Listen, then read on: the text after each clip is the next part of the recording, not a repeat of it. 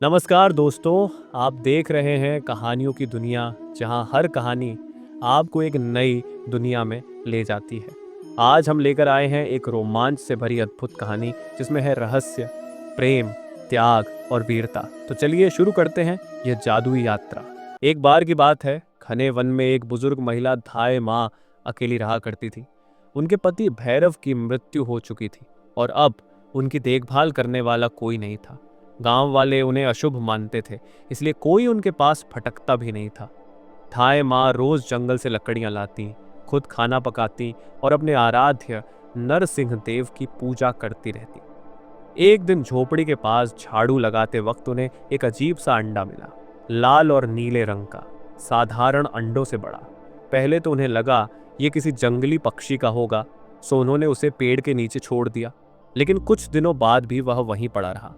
ढाई माँ ने उसे पास की झील में रहने वाली राजहंसनी के अंडों के बीच रख दिया, ये देखने के लिए कि इसमें से क्या निकलता है। कुछ दिन बाद हंसनी के अंडों से बच्चे निकले, लेकिन वह बड़ा अंडा वैसा का वैसा पड़ा रहा, पर हंसनी उसे भी अपने बच्चों की तरह सेती रही।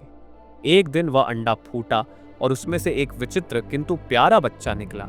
ढाई माँ ने उसे गोद में उठाया और रुई में गाय का दूध डालकर उसे पिलाया। उन्होंने उसका नाम रखा वीरू। वीरू रोता ज्यादा था और सोता कम। लगता था उसकी भूख साधारण बच्चों से कहीं ज्यादा थी। ढाई माँ ने अपना दूध भी उसे दे दिया। आम बच्चे जहां 1 साल में चलना सीखते हैं, वीरू ने 1 हफ्ते में ही चलना शुरू कर दिया। ढाई माँ का जीवन अब बदल गया। वीरू बहुत तेजी से बड़ा हो रहा था और घर के सारे कामों में उनकी मदद करने लगा था। लेकिन उसकी रफ्तार और ताकत ने ढाई माँ को अंदर से डरा भी दिया। 5 साल का होते होते वह इतना बड़ा हो गया कि कोई पहलवान भी उसके सामने छोटा लगे। ढाई माँ ने उसे प्यार से बुलाना शुरू किया गजा, जिसका मतलब था जो सब कुछ गज की तरह खा जाए।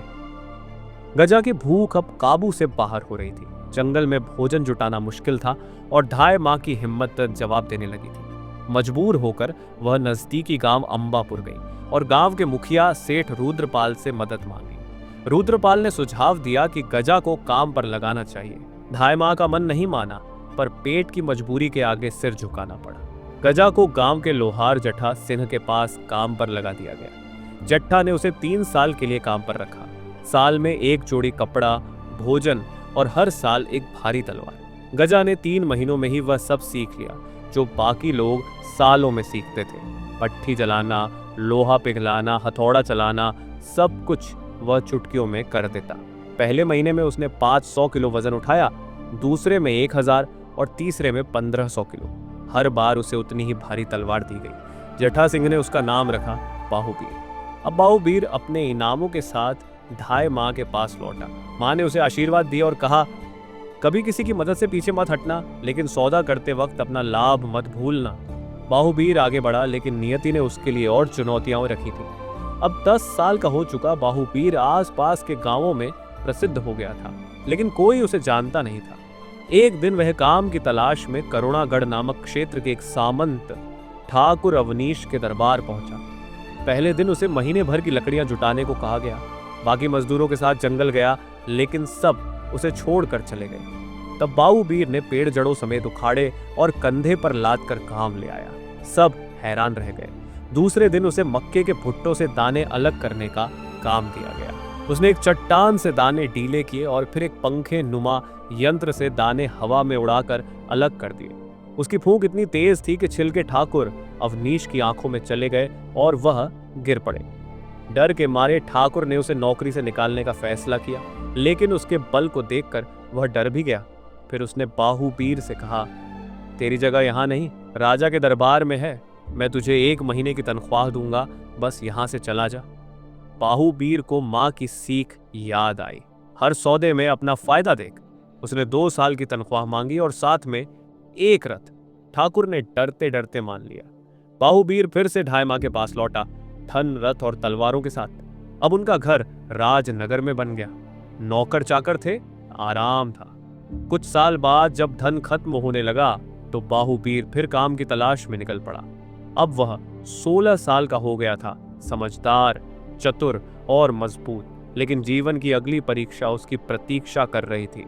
बाहुबीर ने अपनी तलवार उठाई और चल पड़ा, उमंगों से भरे नए संघर्ष की ओर। विक्रम को नौकरी की बहुत जरूरत थी। उसने कई गांवों में जाकर नौकरी मांगी, लेकिन उसके लायक कोई काम नहीं मिला। वह कई जमींदारों के पास गया, लेकिन लोग विक्रम का नाम सुनते ही डर जाते थे। अंत में वह घूम फिरकर वापस लोहार के पास आकर बैठ गया। उसने मना करने के बाद भी लोहार के साथ काम में खूब हाथ बंटाया। तब लोहार ने उसकी तलवार की धार इतनी तेज कर दी कि रुई भी कट जाती। लोहार ने ही उसे राज्य के सेनापति के पास भेजा। सेनापति राजा से बगावत की साजिश में चोरी छिपे सेना बना रहा था। उसने 3 तलवार वाले विक्रम की तलवार चलाने की परीक्षा ली। विक्रम ने अपनी सबसे छोटी तलवार से युद्ध कौशल दिखाया। तब सेनापति ने उसे 100 लोगों की प्रतियोगिता में उतारा। विक्रम ने अपनी 500 किलो वाली तलवार निकाली तो 99 प्रतियोगी डर के मारे ही प्रतियोगिता छोड़ गए। सिर्फ एक बचा, वह खुद विक्रम था। सेनापति ने परीक्षा बढ़ा दी और 1000 लोगों की टुकड़ी उतारी। विक्रम ने 1000 किलो वाली तलवार निकाली। 100 लोगों ने लड़ने से मना कर दिया। सेनापति को गुस्सा आया और उसने पूरी सेना से लड़ने को कहा। सेना में थे हाथी, घोड़े और पैदल सैनिक। विक्रम ने 1500 किलो वाली तलवार निकाली और जोर से हुंकार भरी। हाथी रास्ता बदल गए, घोड़े भागे और पैदल सैनिक लड़ने से मना कर दिया। सेनापति के पास अब 2 विकल्प थे, या विक्रम को सेनापति बना दे या उसे सेना से निकाल दे। उसने विक्रम से सौदा किया कि वह सेना और राजा से दूर रहेगा। विक्रम ने उस सौदे का मतलब समझ लिया। उसने उससे 10 गुना ज्यादा मांगकर सेनापति को कंगाल कर दिया। विक्रम को हाथी पर बिठाकर रवाना किया गया। वह अपनी अम्मा के लिए खूब सारा धन लेकर लौटा। इस बार उसने महल बनवाया और पूरा गांव ही खरीद लिया। अम्मा खुश थी, लेकिन विक्रम बेचैन था। उसे नाम गंवाना था। पूरे राज्य में उसे खतरा माना जाने लगा। नौकरी तो मिलना मुश्किल था। अब एक ही उम्मीद बची थी, राजा से। लेकिन सेनापति से किया हुआ सौदा था कि वह राजा से दूर रहेगा। फिर वह राजा के पास कैसे जाएगा, यह सोचकर वह उदास रहने लगा। फिर एक दिन ऐसा हुआ जिससे पूरा राज्य हैरान रह गया। राजा मुसीबत में था क्योंकि उसकी 3 राजकुमारियों की मौत होने वाली थी। राजा एक बार समुद्र में नौकायन के लिए गया था। साथ में कई जहाज थे, लेकिन रास्ते में तूफान आया और जहाज डूबने लगे। तभी राजा ने देखा कि उनके जहाजों को कई सिरों वाले राक्षस घेर रहे थे। ये राक्षस मनोरंजन के लिए कुछ खोज रहे थे।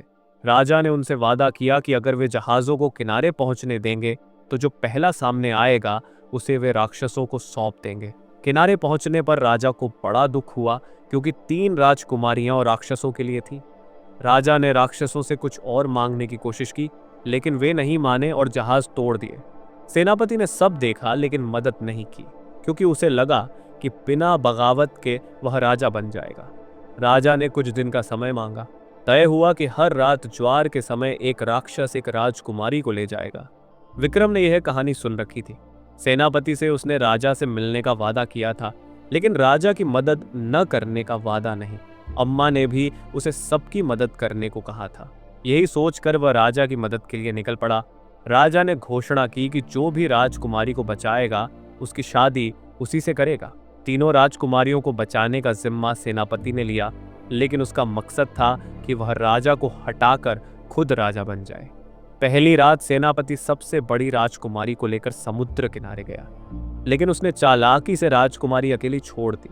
राजकुमारी गीत गा रही थी, तभी विक्रम वहां पहुंच गया।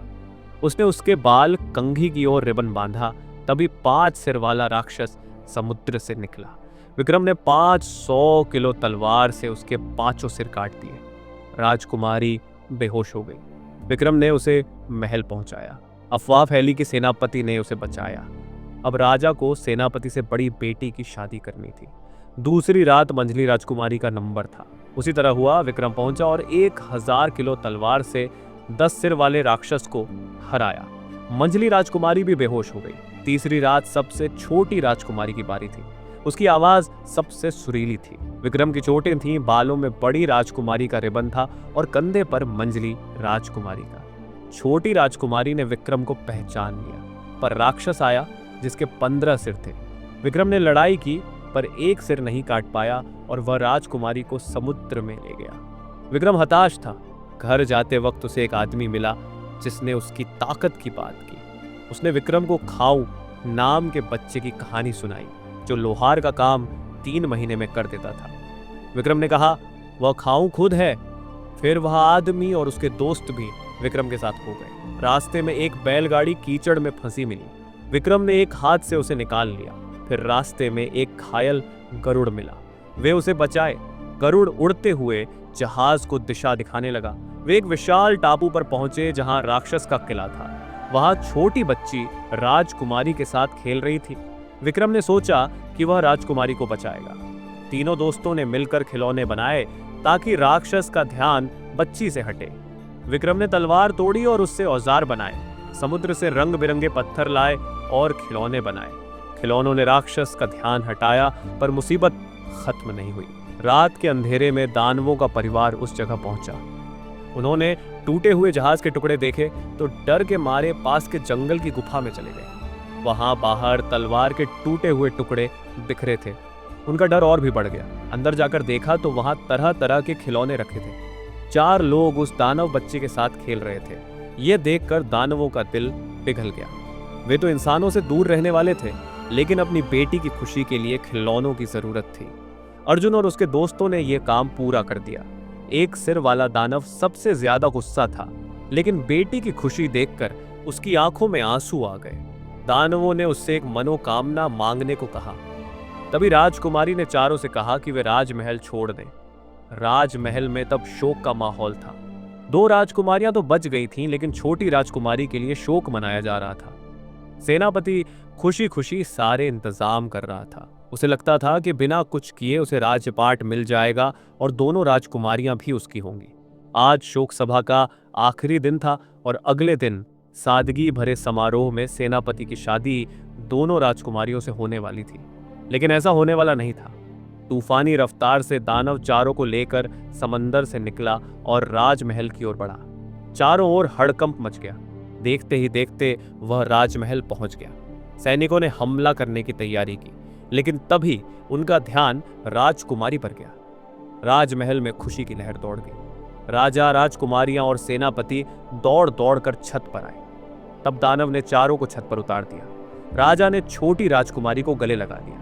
अर्जुन लौटने लगा तो उसे छोटी राजकुमारी ने रोका। अर्जुन ने सेनापति से अपने वादे के बारे में बताया। राजा हैरान रह गया। तब दोनों राजकुमारियों ने भी अर्जुन को उनके द्वारा दिए गए रिबन से पहचान लिया और राजा को सब सच बता दिया। राजा बहुत गुस्से में आ गया और सेनापति को राज्य से बाहर निकालने का आदेश दिया। सेनापति ने अपने सैनिकों के साथ बगावत की, लेकिन अर्जुन ने तलवार नहीं उठाई क्योंकि वह सीधे बंधा था। उसने दानव को इशारा किया। दानव सेनापति को उठा ले गया। सेनापति की सेना डरकर भाग गई। अब सेनापति दानव की बेटी का पालतू बन चुका है, जो उसके साथ खिलौनों से खेलता है। चाहे वह दुखी होकर भी सही, उसे सजा मिली थी। अर्जुन के दिल की हिम्मत से राजा की मुसीबत टल गई थी। लेकिन अब सवाल था कि राजा के वादे का क्या किया जाए। राजा ने घोषणा की थी कि जो भी उसकी बेटियों को दानवों के चंगुल से बचाएगा, उससे वह अपनी बेटी की शादी करेगा। राजा को अपनी बेटियों के बचने की उम्मीद कम थी, लेकिन अर्जुन ने तीनों बेटियों को बचा लिया था। वैसे अर्जुन में जितनी ताकत थी, वह 16 साल का एक नवयुवक था। अर्जुन ने हाथ जोड़कर माफी मांगी कि उसने बेटियों की रक्षा शादी के लिए नहीं, बल्कि राजा की मदद के लिए की थी। राजा ने युक्ति की, लेकिन अर्जुन शादी के लिए तैयार नहीं हुआ। राजा ने उसे और उसके दोस्तों को हाथी, घोड़े, गहने और अन्य उपहार देकर विदा किया। सारे सामान संदूकों में भरकर भेजे गए। अर्जुन सामान लेकर वापस लौट रहा था, लेकिन जाते जाते उसका दिल जोर से धड़क रहा था। उसकी आंखों में आंसू आ गए, पर वह समझ नहीं पा रहा था कि क्यों। उसे लग रहा था कि कुछ पीछे छूट गया है। अर्जुन सामान लेकर अपनी माँ के पास पहुंचा। माँ ने न केवल सामान देखा, बल्कि अर्जुन के बदन पर पड़े जख्म भी देखे। वह भी दुखी हुई। अर्जुन को खुश करने के लिए माँ ने संदूकों को खोलना शुरू किया। पहले संदूक में चांदी के सिक्के थे, दूसरे में सोने के सिक्के, तीसरे में हीरो के गहने, चौथे में सुनहरे बर्तन, पांचवें में कई तरह की तलवारें, छठे में खूबसूरत मूर्तियां, सातवें संदूक में क्या था? सातवें संदूक में तो छोटी राजकुमारी छिप कर आ गई थी। उसे देखकर अर्जुन बहुत खुश हुआ। उसकी माँ भी बहुत खुश हुई। जिस तरह अर्जुन ने राजकुमारी को बचाया था, उससे छोटी राजकुमारी उससे प्यार करने लगी और अर्जुन भी उससे प्यार करने लगा। लेकिन माँ ने शादी से मना कर दिया। शादी से पहले माँ ने छोटी राजकुमारी को अर्जुन के जन्म का सच बताया कि वह एक अंडे से पैदा हुआ था और बचपन से ही बाकी बच्चों से अलग था। छोटी राजकुमारी को यह भी कहा कि उसे यह बात अर्जुन से मत बताना, नहीं तो वह बहुत दुखी होगा। छोटी राजकुमारी हैरान रह गई। आखिर कोई इंसान अंडे से कैसे निकल सकता है? वह अपने पिता के घर जाने का बहाना बनाकर निकल गई। सच की तलाश में जंगल भटकती रही। कई राज्यों में घूम आई, लेकिन सच नहीं पता लगा। कई साल बीत गए। थक हार कर वह उदास होकर बैठी थी। उसकी आंखों से आंसू टपकने लगे। उसी वक्त एक साधु वहां से गुजर रहे थे। उन्होंने रोती हुई राजकुमारी को देखा तो दया आई। जब उन्होंने पूछा कि वह क्यों रो रही है तो उसने पूरी कहानी सुना दी। साधु ने ध्यान लगाया और बताया कि माँ बहुत अकेली थी और जंगल में उदास रहती थी। उसकी आंखों से जो आंसू निकलते थे वे बहुत कीमती थे, क्योंकि वे किसी के लिए बुरा नहीं बल्कि आशीर्वाद थे। ईश्वर ने एक चमत्कार के जरिए उसकी प्रार्थना सुनी। जंगल में एक हंस का जोड़ा रहता था जो मोती चुन चुन कर खाते थे। माँ के आंसू हंसों के लिए मोती थे। एक दिन हंसनी ने एक बड़ा अंडा दिया जो अपने घोंसले में नहीं रख पाई।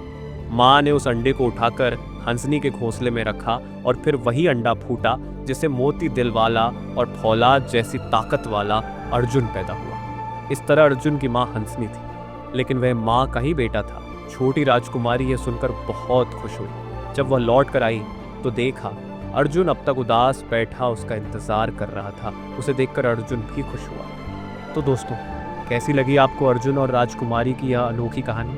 क्या आपने भी महसूस किया उस प्यार की गहराई और माँ की ममता का चमत्कार? अगर कहानी ने आपका दिल छू लिया हो तो इसे लाइक करना ना भूलें। कमेंट में बताएं आपको सबसे अच्छा पल कौन सा लगा। शेयर करें अपने दोस्तों और परिवार के साथ और सब्सक्राइब करें कहानियन की दुनिया को ऐसी ही दिल छू लेने वाली कहानियों के लिए।